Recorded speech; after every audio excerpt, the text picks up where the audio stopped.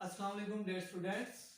आज हम नाइन्थ की केमिस्ट्री के चैप्टर नंबर 3 के लेक्चर नंबर 7 के साथ हाजिर हुए हैं।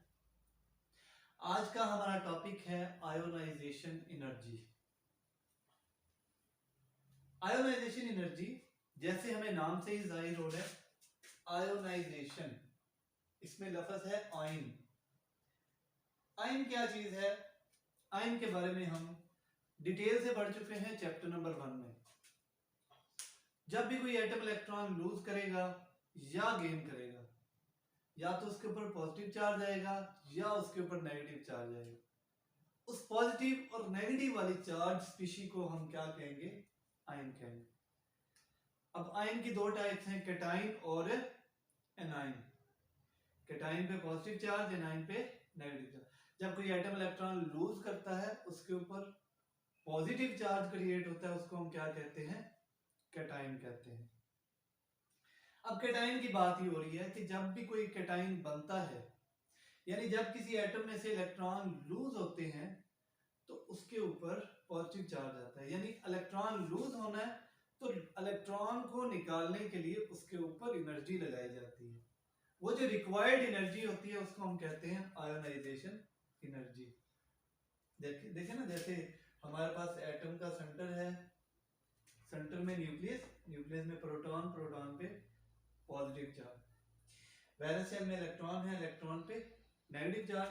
तो न्यूक्लियस ने वैलेंस इलेक्ट्रॉन को अट्रैक्ट करके रखा हुआ। तो जाहिर बात है कि जब वैलेंस इलेक्ट्रॉन को निकालना है तो उसके ऊपर एनर्जी लगानी पड़ेगी। उस रिक्वायर्ड एनर्जी को हम कहते हैं आयोनाइजेशन एनर्जी। अब हम चलते हैं अपनी डेफिनेशन की तरफ।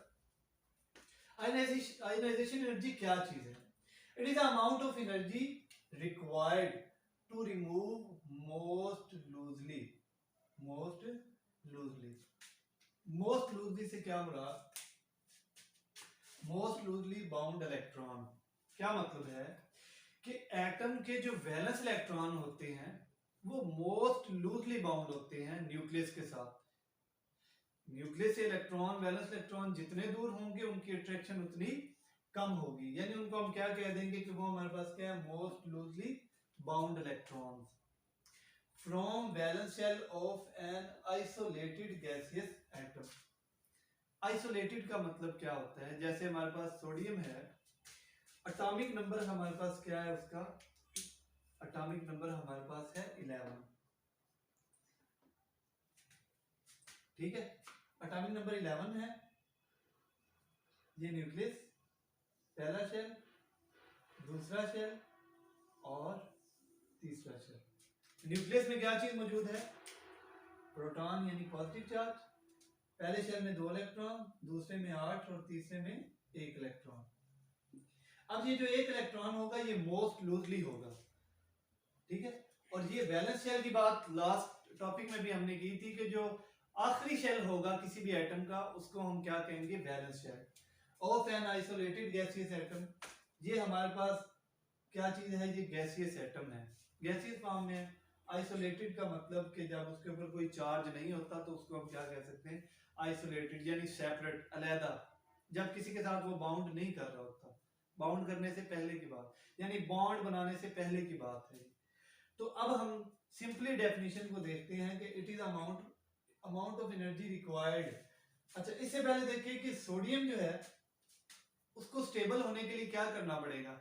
मैंने आपको बताया कि जब भी कोई एटम, जिसके एटम के वैलेंस शेल में 3 या 3 से कम इलेक्ट्रॉन है तो इलेक्ट्रॉन लूज कर देगा। तो सोडियम के वैलेंस शेल में 1 इलेक्ट्रॉन है, इसने अपने आप को स्टेबल करना है तो ये क्या करेगा? 1 इलेक्ट्रॉन निकाल देगा। ठीक है, अब वो जो इलेक्ट्रॉन निकालना है उस निकालने के लिए इसको कुछ एनर्जी चाहिए। क्या चाहिए? हम इसके ऊपर कुछ एनर्जी लगाएंगे इस इलेक्ट्रॉन को निकालने के लिए, और वो जो एनर्जी हम लगा रहे हैं उसको हम क्या कहेंगे? Ionization energy. क्या कहेंगे उसको हम? Ionization energy. Amount of energy required to remove most loosely bounded electron from the valence shell of isolated gaseous atom. किसी भी गैसियस, आइसोलेटेड गैसियस एटम के वैलेंस शेल में से मोस्ट लूजली इलेक्ट्रॉन निकालने के लिए जो एनर्जी लगाते हैं उसको हम क्या कहते हैं? Ionization energy. सिंपल। अच्छा, अगर हमारे पास वैलेंस शेल में एक इलेक्ट्रॉन निकालना है हमने, या सोडियम की बात ही कर रहे हैं कि इसके वैलेंस शेल में से एक इलेक्ट्रॉन निकालना है, तो इसकी जो पहला इलेक्ट्रॉन निकालने के लिए जो एनर्जी लगाएंगे उसको हम क्या कहेंगे, फर्स्ट आयोनाइजेशन एनर्जी। ठीक है, रिमूवल ऑफ फर्स्ट इलेक्ट्रॉन, यानी किसी एटम के वैलेंस शेल में से पहला इलेक्ट्रॉन निकालने। एक बात आपने ज़हन में रखनी है कि इलेक्ट्रॉन इकट्ठे कभी भी नहीं निकलेंगे, वन बाय वन करके इलेक्ट्रॉन लूज होंगे एटम के वैलेंस शेल में से। तो ये सोडियम की सिंपल हमारे पास एग्जांपल है। यहाँ पे आप देख सकते हैं कि सोडियम जो है उसके पहले शेल में 2 इलेक्ट्रॉन, दूसरे में 8, तीसरे में 1। ये इलेक्ट्रॉनिक कॉन्फ़िगरेशन भी आपने पढ़ी है इसकी। तो क्या करेंगे, एक इलेक्ट्रॉन निकालेंगे। इलेक्ट्रॉन निकालने के लिए कितनी एनर्जी लगाएंगे इसके ऊपर, 496 किलोजोल। किलोजोल पर मोल ये हीट का, ये एनर्जी का यूनिट है हमारे पास। यानी जब हम सोडियम के ऊपर इतनी एनर्जी लगाएंगे तो उसमें से एक इलेक्ट्रॉन रिमूव कर सकते हैं। इसको हम क्या कहेंगे, फर्स्ट आयोनाइजेशन एनर्जी। इसको हम क्या कहेंगे, फर्स्ट आयोनाइजेशन एनर्जी। इसी तरह से अगर हम किसी एटम के वैलेंस शेल में से दूसरा इलेक्ट्रॉन निकालना है तो उसको हम क्या कह देंगे, उसको हम कह देंगे सेकंड आयोनाइजेशन एनर्जी। ठीक है, removal of second electron, removal of second electron. जैसे हम मैग्नीशियम की बात करते हैं, मैग्नीशियम का एटॉमिक नंबर 12 होता है और उसके वैलेंस शेल में 2 इलेक्ट्रॉन होंगे। पहले एक इलेक्ट्रॉन निकलेगा, फिर दूसरा इलेक्ट्रॉन निकलेगा। तो उस दूसरे इलेक्ट्रॉन को निकालने के लिए जो एनर्जी लगाएंगे उसको हम कहेंगे सेकंड आयोनाइजेशन एनर्जी। इसी तरह से थर्ड आयोनाइजेशन एनर्जी भी होगी। तो ये डेफिनेशन यहां तक हमारी क्या होगी, कंप्लीट होगी। अब हम चलते हैं ट्रेंड की तरफ। Trend in period, horizontal rows in the periodic table are called period. There are 7 periods in the periodic table. ये बात आप पढ़ चुके हैं पहले भी। अब पीरियड के अंदर आयोनाइजेशन एनर्जी जो है वो क्या हो रही है, इंक्रीज हो रही है। रीजन, वजह क्या है इसकी, लास्ट लेक्चर में भी पढ़ा था कि आयोनाइजेशन एनर्जी क्यों इंक्रीज हो रही है, क्योंकि हमारे पास एटॉमिक नंबर रेगुलरली इंक्रीज हो रहे हैं। एटॉमिक नंबर रेगुलरली इंक्रीज हो रहा है पीरियड में। दूसरा पीरियड लिया मैंने, lithium, barium, boron, carbon, nitrogen, oxygen, fluorine, neon. Atomic number 3, 4, 5, 6, 7, 8, 9 और 10 रेगुलरली इंक्रीज हो रहा है। लेकिन नंबर ऑफ शेल क्या है, सेम है। शील्डिंग इफेक्ट में भी हमने पढ़ा था कि नंबर ऑफ शेल क्या रहते हैं पीरियड में, सेम रहते हैं। अब नंबर ऑफ शेल सेम है तो क्या हो रहा है, एक ही वैलेंस शेल में इलेक्ट्रॉन इंटर होते जा रहे हैं। ये देखें, लिथियम में 2 शेल, ठीक है, लिथियम में 2 शेल,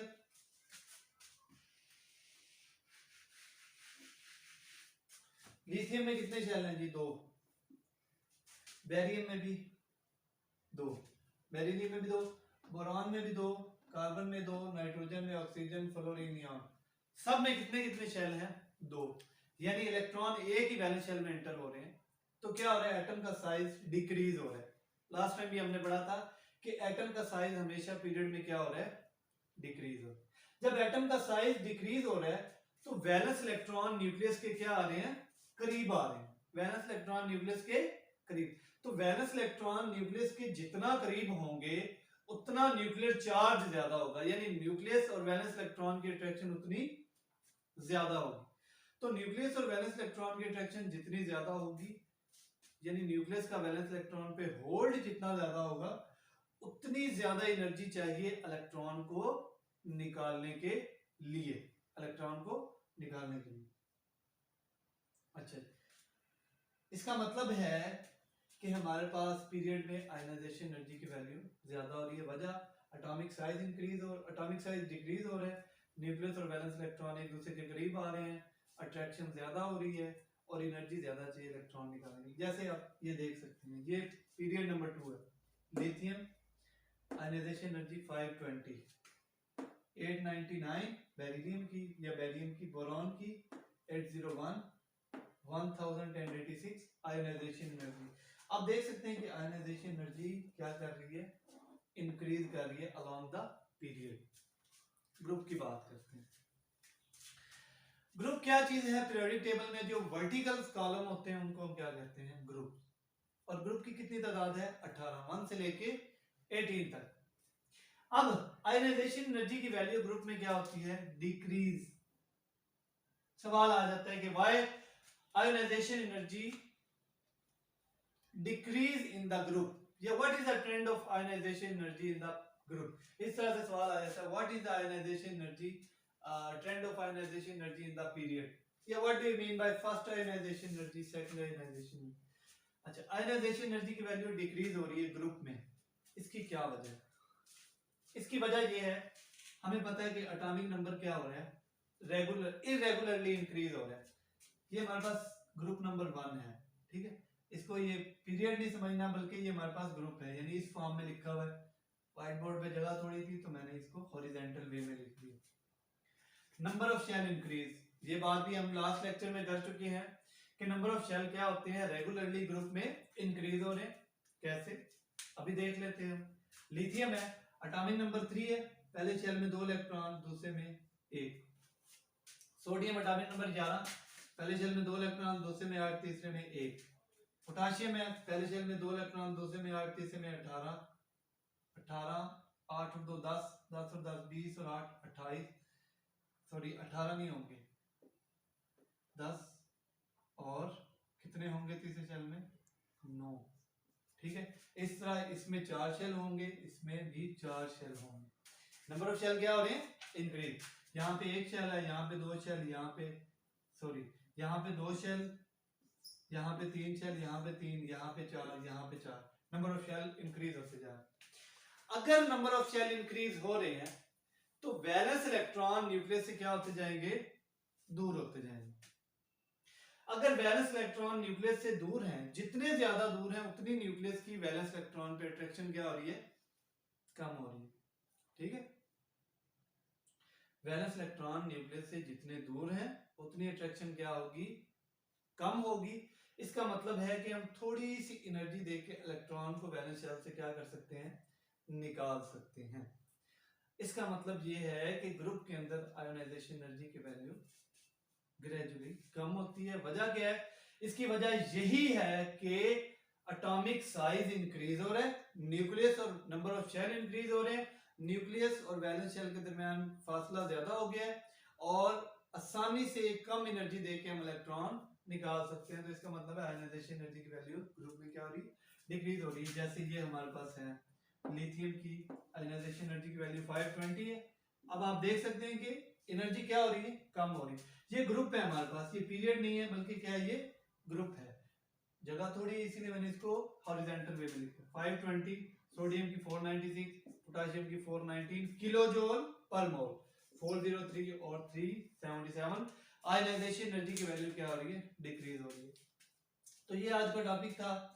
अब जैसे हर टॉपिक में मैं शॉर्ट क्वेश्चन बताता हूँ कि आयनाइजेशन एनर्जी जो है इसका शॉर्ट क्वेश्चन पेपर में आता है, और फर्स्ट आयनाइजेशन एनर्जी के बारे में पूछ सकते हैं कि फर्स्ट आयनाइजेशन एनर्जी क्या चीज है।